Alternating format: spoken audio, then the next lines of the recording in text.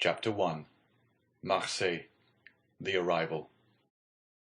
On the 24th of February, 1815, the lookout at Notre-Dame de la Garde signalled the three-master, the Pharaon from Smyrna, Trieste, and Naples.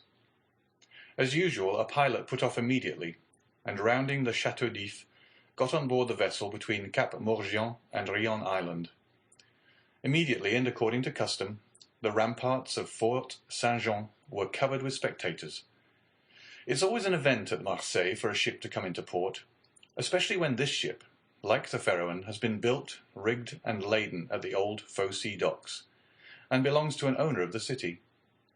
The ship drew on and had safely passed the strait, which some volcanic shock has made between the Calassaregne and Jarreau Islands, had doubled Pomègue, and approached the harbour under topsails, jib, and spanker, but so slowly and sedately that the idlers, with that instinct which is the forerunner of evil, asked one another what misfortune could have happened on board.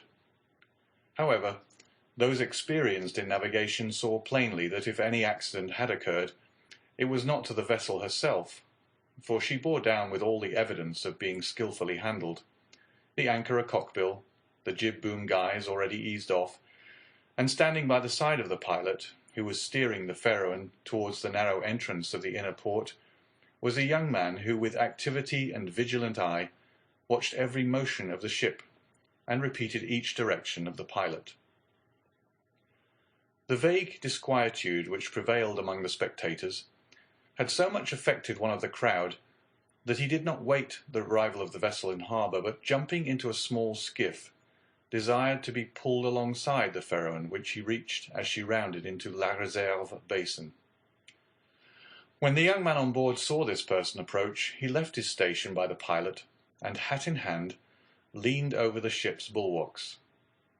He was a fine, tall, slim young fellow of 18 or 20, with black eyes and hair as dark as a raven's wing, and his whole appearance bespoke that calmness and resolution peculiar to men accustomed from their cradle to contend with danger. "Ah, is it you, Dante?" cried the man in the skiff. "What's the matter? And why have you such an air of sadness aboard?" "A great misfortune, Monsieur Morel," replied the young man. "A great misfortune, for me especially. Off Civita Vecchia we lost our brave Captain Leclerc." "And the cargo?" inquired the owner eagerly. "Is all safe, Monsieur Morel, and I think you will be satisfied on that head. But poor Captain Leclerc—" "What happened to him?" asked the owner with an air of considerable resignation. "What happened to the worthy captain?" "He died." "Fell into the sea?" "No, sir, he died of brain fever in dreadful agony." Then turning to the crew, he said, "Bear a hand there, to take in sail." All hands obeyed, and at once the 8 or 10 seamen who composed the crew sprang to their respective stations at the spanker brails and outhaul, topsail sheets and halyards, the jib downhaul and topsail clew-lines and buntlines. The young sailor gave a look to see that his orders were promptly and accurately obeyed, and then turned again to the owner. "And how did this misfortune occur?" inquired the latter, resuming the interrupted conversation. "Alas, sir, in the most unexpected manner. After a long talk with the harbour-master, Captain Leclerc left Naples greatly disturbed in mind. In 24 hours he was attacked by a fever and died 3 days afterwards. We performed the usual burial service, and he is at his rest, sewn up in his hammock with a 36-pound shot at his head and his heels, off El Giglio Island. We bring to his widow his sword and cross of honour. It was worthwhile, truly," added the young man with a melancholy smile, "to make war against the English for 10 years, and to die in his bed at last, like everybody else." "Why, you see, Edmond," replied the owner, who appeared more comforted at every moment, "we are all mortal, and the old must make way for the young. If not, why, there would be no promotion. And since you assure me that the cargo is all safe and sound, Monsieur Morel, take my word for it. and I advise you not to take the 25,000 francs for the profits of the voyage." Then, as they were just passing the round tower, the young man shouted, "Stand by there to lower the topsails and jib. Brail up the spanker." The order was executed as promptly as it would have been on a man of war. "Let go and clew up." At this last command, all the sails were lowered, and the vessel moved almost imperceptibly onwards. "Now, if you will come on board, Monsieur Morel," said Dante, observing the owner's impatience, "here is your supercargo, Monsieur Danglars, coming out of his cabin, who will furnish you with every particular. As for me, I must look after the anchoring and dress the ship in mourning." The owner did not wait for a second invitation. He seized a rope which Dante flung to him, and with an activity that would have done credit to a sailor, climbed up the side of the ship, while the young man, going to his task, left the conversation to Danglars, who now came towards the owner. He was a man of 25 or 26 years of age, of unprepossessing countenance, obsequious to his superiors, insolent to his subordinates, and this in addition to his position as responsible agent on board, which is always obnoxious to the sailors, made him as much disliked by the crew as Edmond Dante was beloved by them. "Well, Monsieur Morel," said Danglars, "you have heard of the misfortune that has befallen us?" "Yes, yes, poor Captain Leclerc. He was a brave and honest man."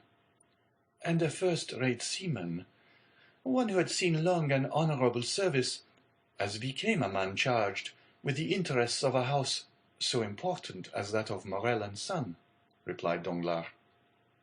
"But," replied the owner, glancing after Dante, who was watching the anchoring of his vessel, "it seems to me that a sailor needs not be so old as you say, Danglars, to understand his business, for our friend Edmond seems to understand it thoroughly, and not to require instruction from anyone." "Yes," said Danglars, darting at Edmond a look gleaming with hate. "Yes, he is young, and youth is invariably self-confident. Scarcely was the captain's breath out of his body when he assumed the command without consulting anyone, and he caused us to lose a day and a half at the island of Elba, instead of making for Marseilles direct." "As to taking command of the vessel," replied Morel, "that was his duty as captain's mate. As to losing a day and a half off the island of Elba, he was wrong unless the vessel needed repairs." "The vessel was in as good condition as I am, and as I hope you are, Monsieur Morel, and this day and a half was lost from pure whim, for the pleasure of going ashore, and nothing else." "Dante," said the ship-owner, turning towards the young man, "come this way." "In a moment, sir," answered Dante, "and I'm with you." Then calling to the crew, he said, "Let go." The anchor was instantly dropped, and the chain ran rattling through the porthole. Dante continued at his post in spite of the presence of the pilot, until this manoeuvre was completed, and then he added, "Half-mast the colours, and square the yards." "You see," said Danglars, "he fancies himself captain already, upon my word." "And so in fact he is," said the owner. "Except your signature and your partner's, Monsieur Morel." "And why should he not have this?" asked the owner. "He is young, it is true, but he seems to me a thorough seaman, and of full experience." A cloud passed over Danglars' brow. "Your pardon, Monsieur Morel," said Dante, approaching. "The vessel now rides at anchor, and I am at your service. You hailed me, I think." Danglars retreated a step or two. "I wish to inquire why you stopped at the island of Elba." "I do not know, sir. It was to fulfill the last instructions of Captain Leclerc, who, when dying, gave me a packet for Marshal Bertrand." "Then did you see him, Edmond?" "Who?" "The marshal." "Yes, Morrel looked around him, and then drawing Dante on one side, he said suddenly, "And how is the Emperor?" "Very well, as far as I could judge from the sight of him." "You saw the Emperor, then?" "He entered the Marshal's apartment while I was there." "And you spoke to him?" "Why, it was he who spoke to me, sir," said Dante with a smile. "And what did he say to you?" "Asked me questions about the vessel, the time she left Marseilles, the course she had taken, and what was her cargo. I believe if she had not been laden, and I had been her master, he would have brought her. But I told him I was only mate, and that she belonged to the firm of Morel and Son." "Ah, yes," he said, "I know them. The Morels have been shipowners from father to son. And there was a Morel who served in the same regiment with me, when I was in garrison at Valence." "Pardieu, and that is true!" cried the owner, greatly delighted. "And that was Policar Morel, my uncle, who was afterwards a captain. Dante, you must tell my uncle that the Emperor remembered him, and you will see it will bring tears into the old soldier's eyes. Come, come," continued he, patting Edmond's shoulder kindly. "You did very right, Dante, to follow Captain Leclerc's instructions and touch at Elba. Although, if it were known that you had conveyed a packet to the Marshal, and had conversed with the Emperor, it might bring you into trouble." "How could that bring me into trouble, sir?" asked Dante. "For I did not even know of what I was the bearer, and the Emperor merely made such inquiries as he would of the first comer. But pardon me, here are the health officers and the customs inspectors coming alongside." And the young man went to the gangway. As he departed, Danglars approached and said, "Well, it appears that he has given you satisfactory reasons for his landing at Porto Ferraio." "Yes, most satisfactory, my dear Danglars." "Well, so much the better," said the supercargo, "for it is not pleasant to think that a comrade has not done his duty." "Dante has done his," replied the owner, "and that is not saying much. It was Captain Leclerc who gave orders for this delay." "Talking of Captain Leclerc, has not Dante given you a letter from him?" "To me? No. Was there one?" "I believe that, besides the packet, Captain Leclerc confided a letter to his care." "Of what packet are you speaking, Danglars?" "Why, that which Dante left at Porto Ferraio." "How do you know he had a packet to leave at Porto Ferraio?" Danglars turned very red. "I was passing close to the door of the captain's cabin, which was half open, and I saw him give the packet and letter to Dante." "He did not speak to me of it," replied the shipowner. "But if there be any letter, he will give it to me." Danglars reflected for a moment. "Then, Monsieur Morel, I beg of you," said he, "not to say a word to Dante on the subject. I may have been mistaken." At this moment the young man returned. Danglars withdrew. "Well, my dear Dante, are you now free?" inquired the owner. "Yes, sir." "You have not been long detained."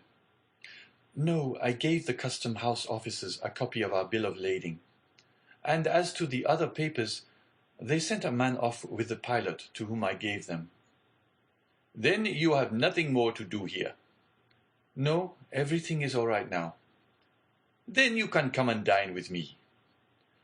"I really must ask you to excuse me, Monsieur Morel. My first visit is due to my father, though I am not the less grateful for the honor you have done me." "Right, Dante, quite right.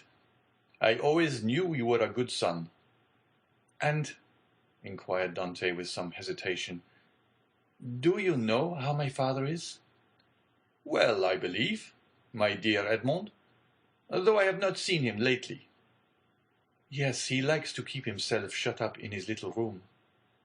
"That proves, at least, that he was wanted for nothing during your absence. Dante smiled. My father is proud, sir, and if he had not a meal left, I doubt if he would have asked anything from anyone, except from heaven. Well then, after this first visit has been made, we shall count on you.